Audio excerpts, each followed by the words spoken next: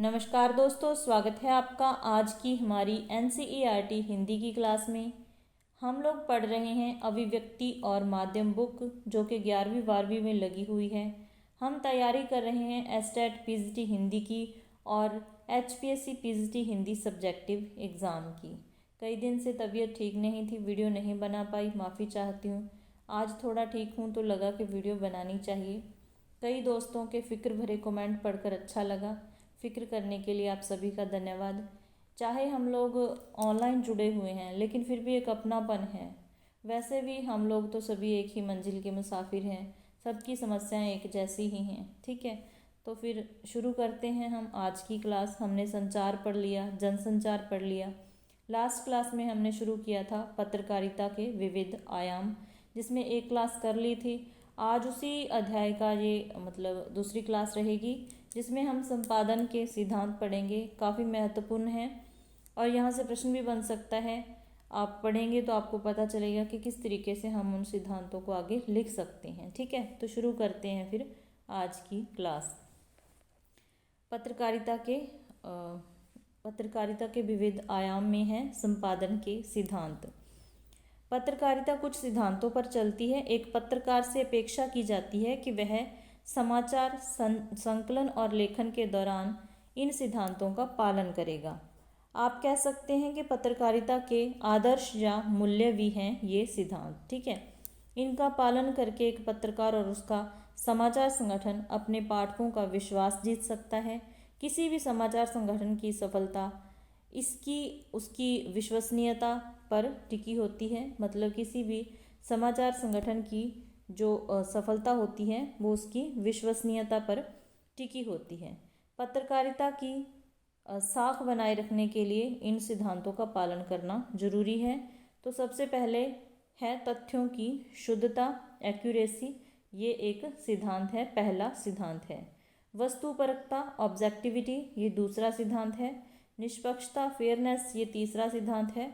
संतुलन, बैलेंस, उसके बाद स्रोत, सोर्सिंग, एट्रीब्यूशन। ठीक है, तो आगे एक एक करके देखते हैं कि किसमें हमें क्या लिखना और इसका क्या मतलब होता है। सबसे पहले है तथ्यों की शुद्धता या तथ्यपरकता, एक्यूरेसी इसको हम बोल सकते हैं। अच्छे से पॉइंट बना के आप अपने क्वेश्चन का आंसर दे सकते हैं, तो इसके लिए आपको ध्यान से देखना होगा, पढ़ना होगा। एक आदर्श रूप में मीडिया और पत्रकारिता यथार्थ या वास्तविकता का प्रतिबिंब है। ठीक है, प्रतिबिंब है किसका? यथार्थ का या वास्तविकता का। इस तरह एक पत्रकार समाचार के रूप में यथार्थ को पेश करने की कोशिश करता है। तो इसके लिए आप मान लीजिए कि कोई घटना है, वो घटी चाहे किसी अन्य देश में है। हमने समाचार माध्यम के द्वारा उसको पढ़ा, एक से पढ़ा, दो से पढ़ा, किसी चैनल से देखा, तो हमने उस घटना के बारे में जो जाना, तो वही क्या है, हमारे लिए सत्य है। तो क्या है कि पत्रकार का, पत्रकारिता का ये सिद्धांत कह लीजिए, कर्तव्य कह लीजिए कि उसमें यथार्थ होना चाहिए, वास्तविकता होनी चाहिए। घटनाओं को अपने तरीके से तोड़ मरोड़ कर पेश नहीं किया जा सकता। इस तरह एक पत्रकार समाचार के रूप में यथार्थ को पेश करने की कोशिश करता है, लेकिन यह अपने आप में एक जटिल प्रक्रिया है। यह सच है कि मानव यथार्थ की नहीं, यथार्थ की छवियों की दुनिया में रहता है। किसी भी घटना के बारे में हमें जो भी जानकारियाँ प्राप्त होती हैं, उसी के अनुसार हम उस यथार्थ की एक छवि अपने मस्तिष्क में बना लेते हैं। मतलब ये है कि चाहे घटना कहीं भी घटित हुई, हमने तो समाचार माध्यम के किसी भी चैनल के माध्यम से देख ली। हम ऐसा तो नहीं है कि एक घटना की शुद्धता को परखें, जाके देखें कि क्या है। जो हमें सच दिखाया गया उसी की छवि हमारे दिमाग में बनेगी। तो इसके लिए पत्रकारिता का ये कर्तव्य हो जाता है कि हमें वैसा ही सच दिखाया जाए, ताकि हमारे दिमाग में उस सच की ही छवि बने। ठीक है, उसी के अनुसार हम उस यथार्थ की एक छवि अपने मस्तिष्क में बना लेते हैं और यही छवि हमारे लिए वास्तविक यथार्थ का काम करती है। एक तरह से हम संचार माध्यमों द्वारा सृजित छवियों की दुनिया में रहते हैं। मतलब जो हमें दिखाया जाता है, बताया जाता है, उसी दुनिया में हम लोग रहते हैं, हमारे लिए वही सच है। दरअसल यथार्थ को उसकी संपूर्णता में प्रतिबिंबित करने के लिए आवश्यक है कि ऐसे तथ्यों का चयन किया जाए जो उसकी संपूर्णता में प्रतिनिधित्व करते हैं। संपूर्णता में प्रतिनिधित्व करते हैं मतलब कोई घटना घटी, ऐसा नहीं है कि उस घटना को एक एक शब्द करके, 4 घंटे की घटना है तो उसको 4 घंटे की मतलब उस तरीके से पूरी लिख के बताई जाए। मतलब जो घटना घटी है उसका पूरा इस तरीके से निचोड़ बताया जाता है, उस घटना को इस तरीके से पेश किया जाता है कि मतलब संपूर्णता का प्रतिबिंब हो वो, ठीक है। संपूर्ण हमें घटना भी समझ में आ जाए, ज़्यादा लंबी चौड़ी भी ना हो और उसमें सत्य हो, वास्तविकता हो, यथार्थ हो, ठीक है। लेकिन समाचार में हम किसी भी यथार्थ को अत्यंत सीमित चयनित सूचनाओं और तथ्यों के माध्यम से ही व्यक्त करते हैं। इसीलिए यह अत्यंत महत्वपूर्ण हो जाता है कि किसी भी विषय के बारे में समाचार लिखते वक्त हम किन सूचनाओं और तथ्यों का चयन करते हैं और किन्हें छोड़ देते हैं। चुनौती यही ही है कि सूचनाएं और तथ्य सबसे अहम हों और संपूर्ण घटना का प्रतिनिधित्व करते हों। जो भी घटना घटित हुई है उसमें से ऐसे तथ्यों को हमने लेना है जो संपूर्ण घटना का प्रतिनिधित्व करते हैं और अहम भी हैं, मतलब जो छूटने नहीं चाहिए वो ही हमने उसके मेन पॉइंट लिए हैं, और उन्हें अपनी तरफ से थोड़ा मरोड़ा भी नहीं जा सकता, ठीक है, नहीं जाना चाहिए भी। जैसे 6 अंधों और एक हाथी की कहानी को ही लें। वे तथ्य या सूचनाएं जो हर अंधे ने हाथी को छूकर प्राप्त की अपने आप में सच थे। मतलब 6 अंधे थे, एक यहाँ पर छोटी सी कहानी दी हुई है। 6 अंधे से वो हाथी के बारे में जानना चाहते थे। एक एक ने हाथी को हाथ लगा के देखा, किसी ने सूंड को हाथ लगाया, किसी ने पूंछ को, किसी ने दांत को, किसी ने पेट को, किसी ने हाथी की टांग को। तो जिसने टांग को छुआ तो वो तो कहता कि ये एक पेड़ की तरह लगता है, जिसने पूंछ को छुआ वो कहता है एक रस्सी की तरह है, जिसने सूंड को छुआ वो कहता है सांप की तरह है, जिसने दांत को छुआ वो कहता है तलवार की तरह। मतलब अपने तरीके से वो सच बोल रहे थे लेकिन संपूर्णता के बारे में नहीं बता पा रहे थे। किसी ने कान को छुआ तो उसे वो पंखे जैसा लगा, ठीक है। अंधे ने हाथी को छूकर प्राप्त की अपने आप में सच थे। हाथी का कान पंखे जैसा होता है लेकिन हाथी तो पंखे जैसा नहीं होता। इस तरह हम कह सकते हैं कि तथ्य अपने आप में तो सत्य होते हैं लेकिन अगर किसी संदर्भ में उनका प्रयोग किया जा रहा हो तो उनका पूरे विषय के संदर्भ में प्रतिनिधित्वपूर्ण होना या कई तथ्यों को मिलाकर देखना आवश्यक है। उस स्थिति में तथ्य यथार्थ की सही तस्वीर प्रस्तुत करते हैं। दूसरा आ गया इसका सिद्धांत वस्तुपरकता, ऑब्जेक्टिविटी। वस्तुपरकता को भी तथ्यपरकता से आंकना आवश्यक है। वस्तुपरकता को भी तथ्यपरकता से आंकना आवश्यक है। वस्तुपरकता और तथ्यपरकता के बीच काफ़ी समानता है, ठीक है, काफ़ी समानता है इसमें, लेकिन दोनों के बीच अंतर को भी समझना जरूरी है। एक जैसे होते हुए भी ये दोनों अलग विचार हैं। तथ्यपरकता का संबंध यहाँ अधिकाधिक तथ्यों से है, वहीं वस्तुपरकता का संबंध इस बात से है कि कोई व्यक्ति तथ्यों को कैसे देखता है। मतलब ऐसा नहीं है कि एक ही समाचार को सारे जने जितने भी देख रहे हैं एक ही नज़रिए से देखें, सबका नज़रिया अलग अलग होता है, ठीक है।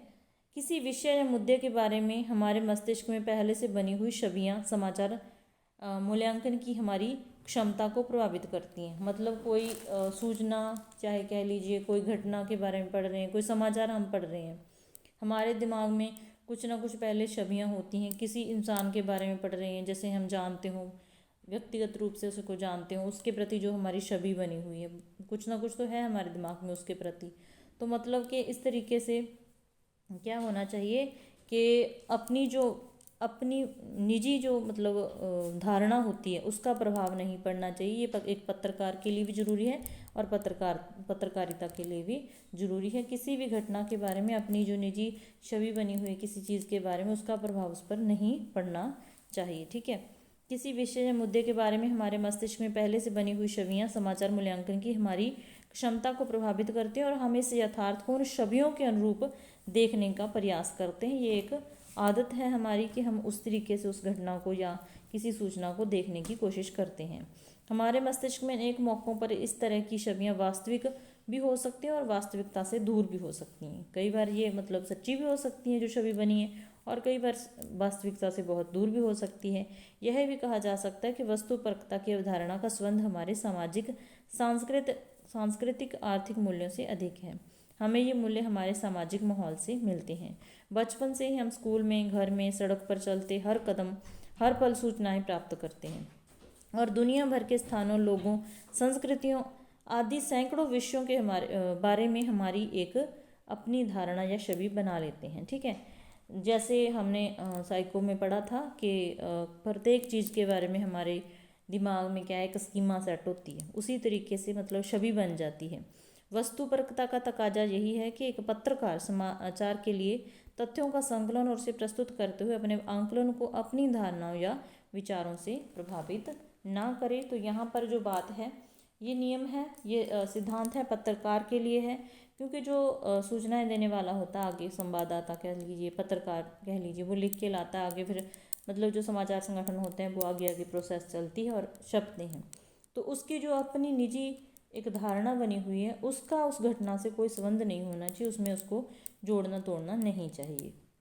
वैसे यह सच है कि यह दुनिया हमेशा सतरंगी है और विविध रहेगी। इसे देखने के दृष्टिकोण भी अनेक होंगे, इसीलिए कोई भी समाचार सबके लिए एक जैसा एक साथ वस्तुपरक नहीं हो सकता। एक ही समाचार किसी के लिए वस्तुपरक हो सकता है और किसी के लिए पूर्वाग्रह से प्रभावित हो सकता है। पूर्वाग्रह वही होगा जो पहले से हमारे दिमाग में धारणा बनी हुई है, लेकिन एक पत्रकार को यहाँ तक संभव हो सके अपने लेखन में वस्तुपरकता का ध्यान जरूरी रखना चाहिए। मतलब उसे अपनी पूर्व की धारणाएं हैं जो भी हैं उसे साइड पे करके ही किसी घटना, किसी समाचार के बारे में, मतलब किसी कोई हमें जो समाचार दे रहा है वो देना चाहिए। आगे आ गया निष्पक्षता, फेयरनेस।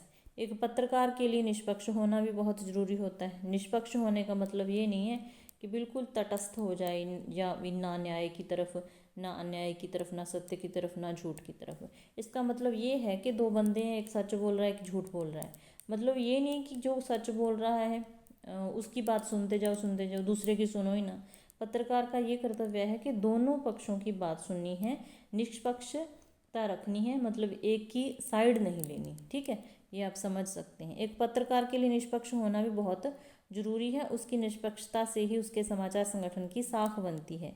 यह साख तभी बनती है जब समाचार संगठन बिना किसी का पक्ष लिए सच्चाई सामने लाते हैं, मतलब किसी भी एक पक्ष की तरफदारी ना करके सच्चाई को सामने लाना।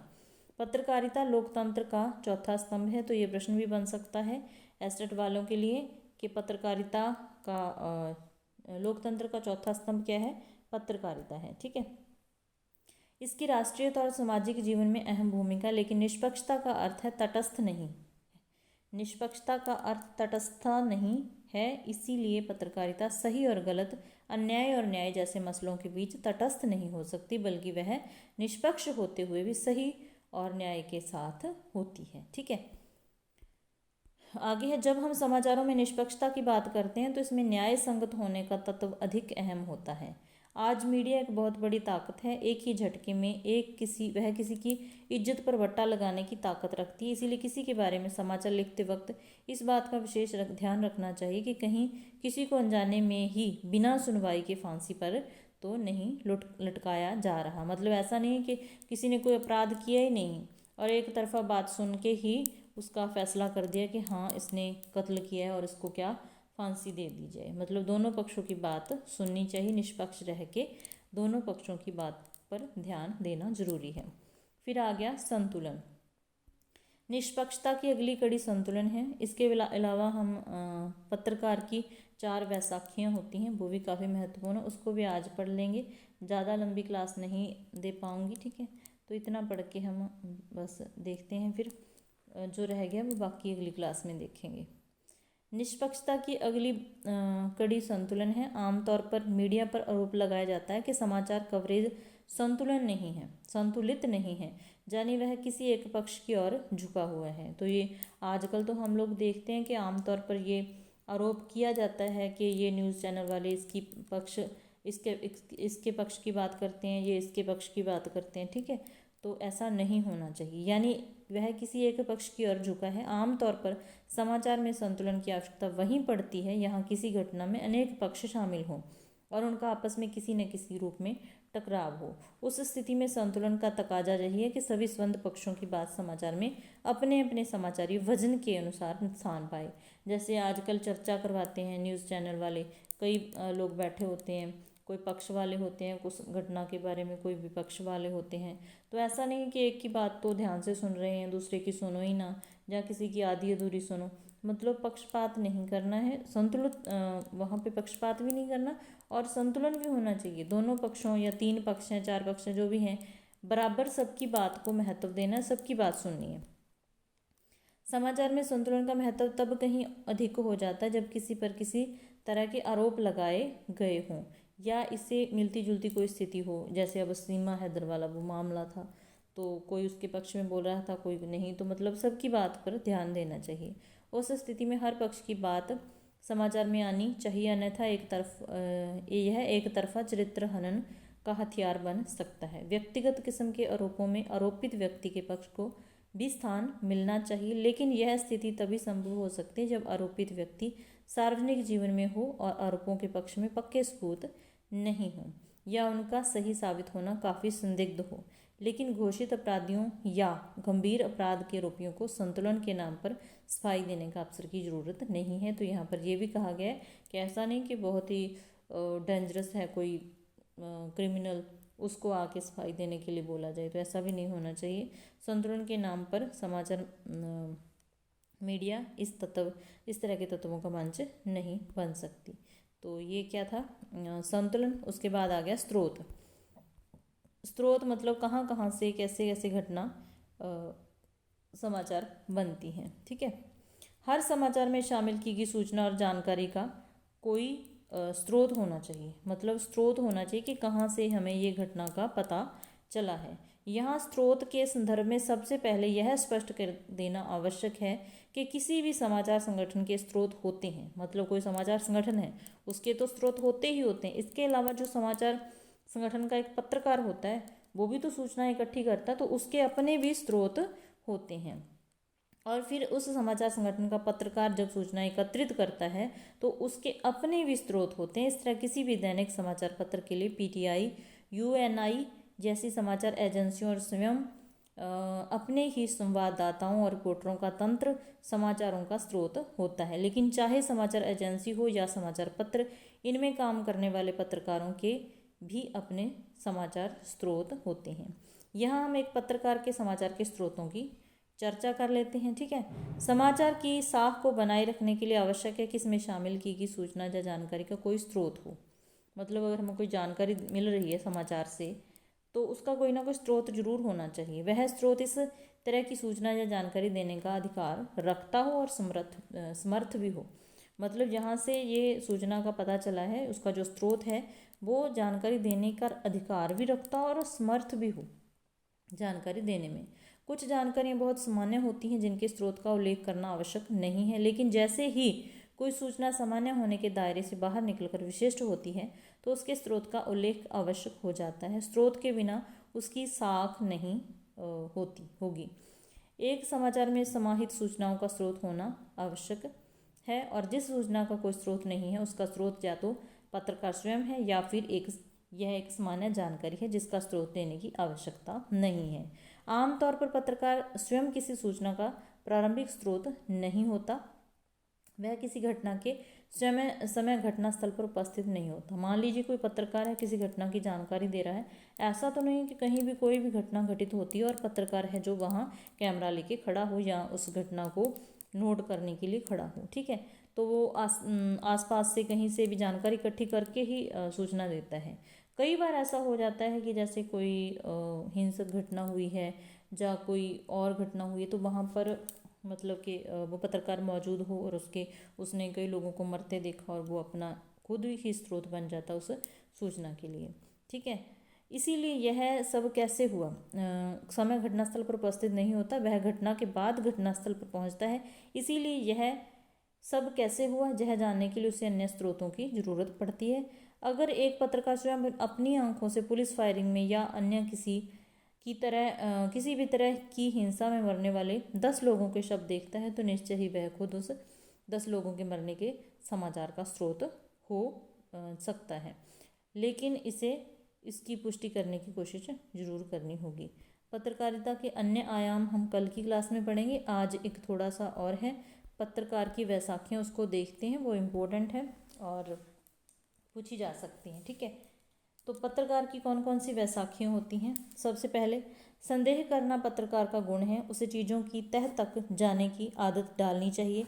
एक तरह से देखा जाए तो संदेह और सवाल किसी भी स्थिति में बदलाव के शुरुआती कदम हैं। ठीक है, अगर संदेह न हो तो सवाल न उठाए जाएं और परिवर्तन कठिन हो जाएगा। इस प्रयास में यह ध्यान रखना अनिवार्य है कि इससे पत्रकारिता के मूल्य न प्रभावित हों।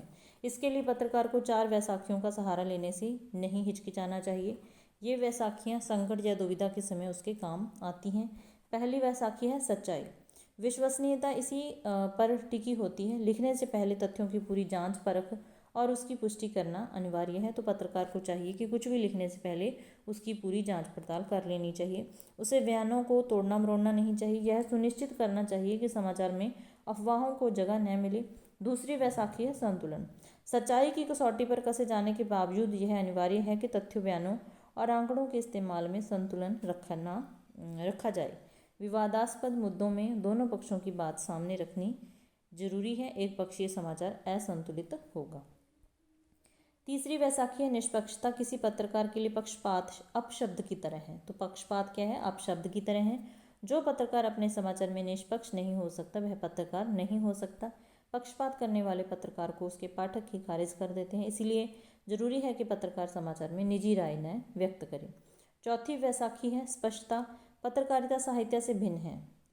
हो सकता है कि कोई समाचार लालित्यपूर्ण ढंग से लिखा गया हो, उसमें शब्दों की जादूगिरी हो, लेकिन उसके कारण समाचार में अस्पष्टता का दोष नहीं आना चाहिए। समाचार से कोई भ्रम पैदा नहीं होना चाहिए। उसे शीशे की तरह साफ होना चाहिए। इसके लिए अनिवार्य है कि समाचार में वाक्य छोटे और सीधे रहें तथा उसमें कोई उलझाव न हो। तो ये थी हमारी आज की क्लास। कोई त्रुटि हो गई तो माफ़ करना, इतनी ही बना पाई हूँ। बस हमारा ये जो अध्याय है पत्रकारिता के विविध आयाम, कल एक छोटी सी क्लास बनेगी उसमें पूरा हो जाएगा। तो ये काफ़ी महत्वपूर्ण है, अच्छे से देख लेना, इससे प्रश्न बन सकता है। ठीक है। इसके अलावा क्लास देखने के लिए धन्यवाद। मिलते हैं फिर नेक्स्ट क्लास में।